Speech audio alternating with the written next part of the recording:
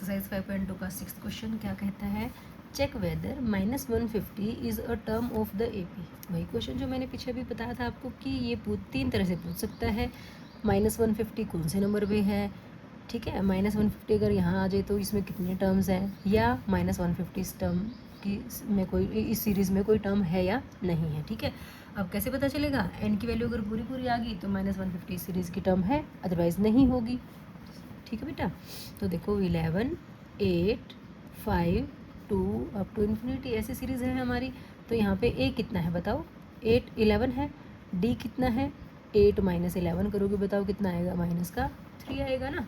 अब हम लेट कर लेते हैं जो माइनस का 150 है वो एनवें नंबर की कोई टर्म है, ठीक है। अगर एन पूरा पूरा आएगा तो सीरीज़ की टर्म है, अदरवाइज़ नहीं होगी। ए एन का formula A plus n - 1 into D is equal to कितना है, माइनस का 150 है। ए की value 11 plus n - 1 into D की वैल्यू कितनी है, -3, ठीक है। कैसे लिखना, अभी थोड़ी देर पहले भी बताया था ना, ऐसे नहीं लिखेंगे बेटा, इसको ऐसे करके लिखेंगे ब्रैकेट में, क्योंकि माइनस का साइन है, ठीक है बच्चों। अब पहले 11 वहाँ जाएगा, n - 1 इंटू -3 ऐसे ही रहेगा, माइनस का 150 और 11 भी वहाँ जाके क्या हो गया, माइनस हो गया, ठीक है। अब दोनों के सेम साइन है तो दोनों ऐड होंगे, कितना आएगा, 161 आएगा, किस चीज़ का, माइनस का आएगा। यहाँ पे क्या है, n - 1 इंटू -3 है। अब ये -3 मल्टीप्लिकेशन में है, यहाँ जाके क्या हो जाएगा, डिवाइड हो जाएगा। तो माइनस का 161 डिवाइड बाई -3, माइनस से माइनस कट गया, n - 1 इज इक्वल टू 161/3, ठीक है। अब ये पूरा पूरा कट रहा है क्या, देखना एक बार, यार ये कटेगा, 3 5 15 बच गया, 1 नहीं आ रहा, तो ये आ रहा 3 5 15, फिर 1 बचा, 3 3 9 पॉइंट में आया, 2 बचा, 3 6 18, 3 6 18 ऐसे ऐसे आएगा। तो देखो n - 1 ही पूरा नहीं आ रहा, तो n क्या पूरा आएगा, 53.66 में 1 ऐड कर दोगे तो ये क्या आ गया, 54.66। तो बताओ क्या ये जो माइनस का 150 था इस सीरीज़ की टर्म होगी क्या, क्योंकि n हमारा कोई पूरा नंबर नहीं आया ना।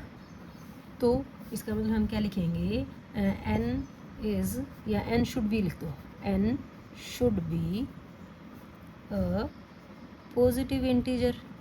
मैंने बताया था ना आपको कि पॉजिटिव इंटीजर होना चाहिए आपका, ठीक है, पॉजिटिव इंटीजर होना चाहिए, लेकिन ये तो नहीं है। सो -150 is not a term of the given AP, ठीक है।